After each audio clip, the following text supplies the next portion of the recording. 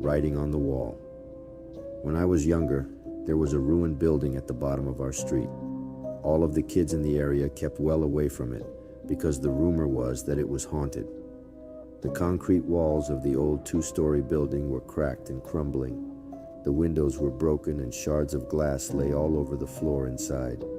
One evening, as a test of courage, my best friend and I decided to explore the creepy old place. We climbed in through a window at the back of the building. The whole place was dirty, and there was a layer of mud on the wooden floor. As we dusted ourselves off, we looked up and were shocked to see that someone had written the words, "I am dead," on the wall near the ceiling. "Probably just some teenagers trying to scare kids," I said.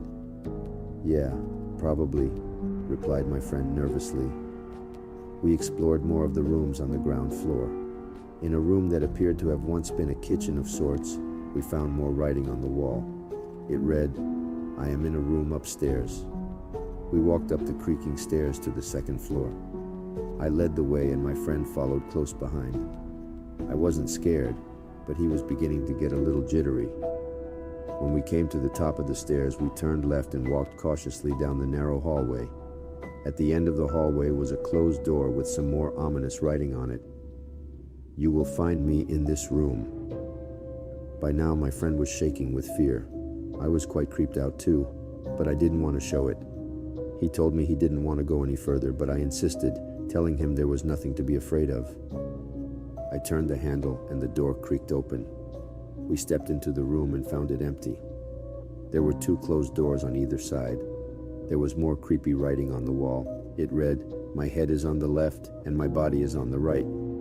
As soon as my friend saw this, he completely lost his nerve. He gave a yelp and turned to run away. I caught hold of his arm, but he shook me off and fled out through the open door. I heard his footsteps disappearing off down the hallway. I held my ground. I was determined to be brave and overcome my fear. Mustering all my courage, I opened the door on the right and walked inside. I walked to the other side of the room, and on the wall, written in tiny letters, were the words, "My body is underneath." I looked down at the floor. I was standing on some more writing on the floorboards. I stepped back and saw the words, "My head is coming from the room behind you. Turn around." I heard the door behind me creaking and quickly turned. There was a shadow moving behind the door. Suddenly something rolled into the room and came to a rest against the wall. It was my friend's severed head. His dead, sightless eyes seemed to stare at me. Screaming in horror, I flung myself out through the open window and fell 2 stories to the ground. I landed on my side, breaking my arm. In horrible pain, I ran home, crying and yelling for my parents. The police were called and they searched the old ruined building. At first, they didn't find anything. There wasn't even any writing on the wall. They combed the house from top to bottom, but didn't find any traces of my friend. Then they pried up the floorboards.